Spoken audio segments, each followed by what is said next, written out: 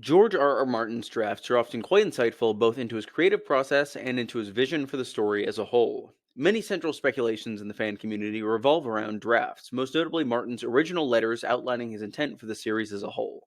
Over the last few months, a number of drafts of A Feast for Crows and A Dance with Dragons were unearthed by Reddit user GSteph. These unpublished manuscripts document a number of changes that Martin made between these drafts in 2003 and 2004 and the final published novels within the Song of Ice and Fire series. Today, I'm going to be focusing on and dissecting one change to John's storyline and how it might affect his story and that of one other important point of view character, as it seems to have loomed large in Martin's mind at least a decade after these paragraphs were written.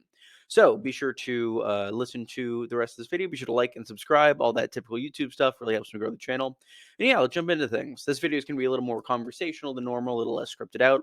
But I thought this was a very interesting change, and I wanted to go into depth on it and give my thoughts as to why it could be important to the bulk of the series as a whole.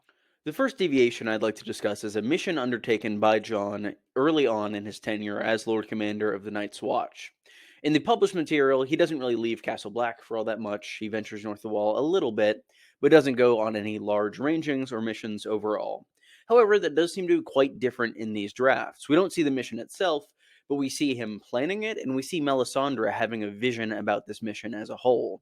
She states that the fires show her much and more, and that she saw him leading this mission north of the wall, with 20 rangers and with Melisandre herself. Specifically, this mission would be to go to Craster's Keep in order to kill the mutineers there, and to find Tormund's band of wildlings north of the wall. Both of which are quite interesting in their role in the story, and one of those potential goals might be quite familiar to those of you who have seen the show Game of Thrones. I've seen that show. It's a pretty good show for the first few seasons. In the published version of A Dance with Dragons, neither of these missions are undertaken by Jon. Craster's Keep is not really discussed as something that people want to go and stamp out, and Tormund's band of wildlings are found by Val when Jon sends her north of the wall pretty late in Dance. However, as I said, in the fourth season of Game of Thrones, Jon does lead a mission north of the wall in order to root out the mutineers at Craster's Keep. It's one of the plot lines during season 4 that is pretty original for the show, as the show at this point began to diverge both terms of the overall story structure and the pacing of things. The main reason it seemed to occur in the show, at least from my perspective before reading these drafts, was that Jon didn't really have much to do during the fourth season other than the battle Watchers on the Wall, as splitting book 3 into 2 seasons had left some plot lines pretty much stuck in season 3 and some plot lines pretty much stuck in season 4. So they needed some content to fill a couple episodes, and that was where the plot line to go to Craster's Keep and kill the mutineers came from. I do quite like their motivation, though. Those mutineers knew in the show that the Night's Watch didn't have any more than 100 men, whereas Jon had told the wildlings that they had over 1,000. This is a very good reason to go and root out the mutineers, as giving this information to Mance, as they certainly would if they were captured and or tortured, would be very, very bad for the Night's Watch, as they would almost certainly lose the upcoming battle.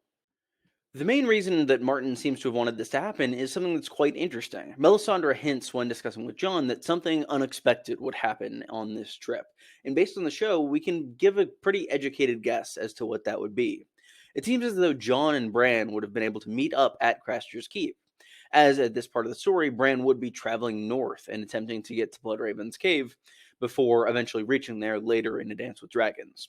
We see this reunion almost happen in the show, as mentioned, but nothing similar happens in the book. The idea that Martin is driving towards a reunion between Jon and Bran seems fairly far-fetched at first. However, it does seem to line up with other visions that Jon has throughout his unpublished chapters in A Dance with Dragons. Notably, he has these visions of ghosts throughout the entirety of the published book as well, but the content of these visions and what they seem to be driving towards overall is changed quite a bit between the unpublished and the published versions. Ghost seems to be taking inventory at one point of its siblings, of Jon's half-siblings, or cousins in the case of the R plus L equals J theory. It notes that Shaggy Dog is the closest on Skagos with Rickon, which I did a video about if you want to check that out. And additionally notes that Summer and Bran are also quite close, but somehow blocked out by magic. It seems as though the wall is blocking the magic that Jon is using to telepathically connect with Ghost, and that Ghost is attempting to use to telepathically connect with Summer.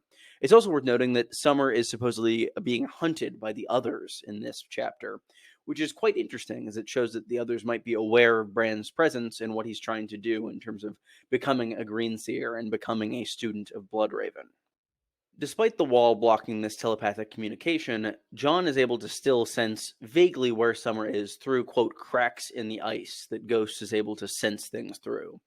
Ghost himself seems to be quite fascinated with the wall and its magic, and John notes that he's been pacing up and down the wall, almost looking for a way to go through, but not really finding anything. This seems to be connected to John's resurrection at some point, as going north of the wall after this happens would very much make sense, as there's nothing really tying John to Castle Black after he's been killed. There are two circumstances under which a John Bran reunion seems to be suggested by the author in these unpublished drafts. The first of these is similar to what happened in the show, that being the two of them either almost reuniting or reuniting at Craster's Keep. This would make sense as they're both in the general vicinity at the time, and it could do a lot to really help both of their arcs. For Bran, it could be a good chance to show how he has cemented himself and how much he wants to go and be a student of Bloodraven. He is reconnected with his brother after so long, his first family member he's seen since Rickon, but he decides to continue his quest regardless. He devotes himself fully to the trees and does not let that divert him. John's arc could also be quite improved by meeting Bran there.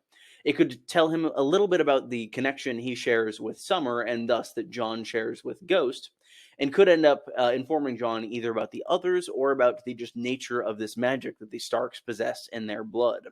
Either way, this could be a very interesting way to bring these two characters' arcs together, even for a brief moment, before eventually separating and going back to the wall and north of the wall in the case of John and Bran, respectively. The other case noted by G.Steph is the idea that John will go north of the wall in Ghost's body after he is killed, in order to somehow have Bloodraven or Bran resurrect him.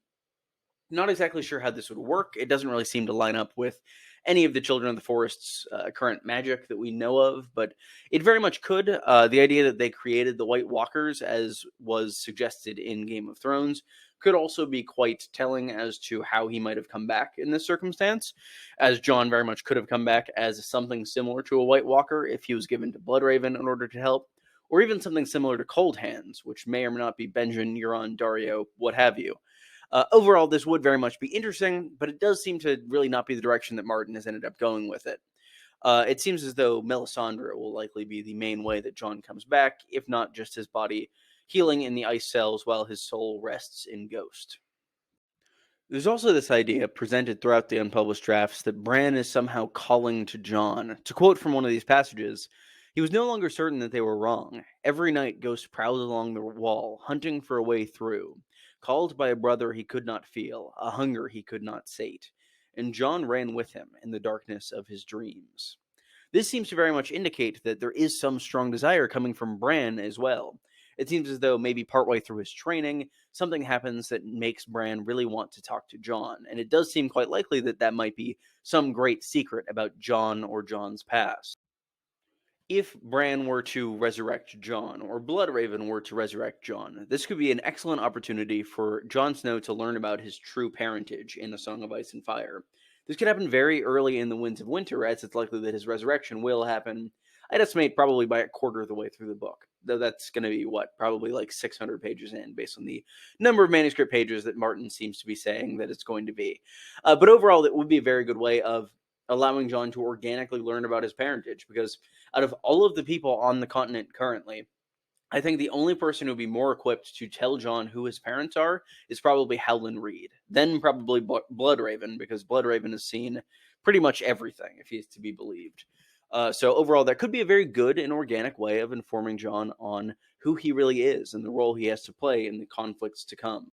Overall, I really love going through these unpublished drafts. They give a great amount of insight into Martin's process of writing as a whole and his original intent, even if that intent has changed quite a bit, as it likely has on a couple of the points we've discussed today. What do you think of these things, of John and Bran's stories going forward? Do you think there's a chance we'll see a similar reunion take place in the Winds of Winter? I'd love to hear your thoughts in the comments below. Be sure to leave a like and subscribe while you're down there. Really helps me grow the channel, and I really appreciate it. I should be back with a normal video on Sunday. That'll be about Stannis and the Night Lamp. I'm really looking forward to that one. And this was more of a bonus video because I had this idea and had a little bit of free time. So yeah, I figured I'd do it rather than writing some more lesson plans because I'm procrastinating again. But all is well. I will get those done too. So yeah, I will see you guys again soon. Thank you for watching. Bye.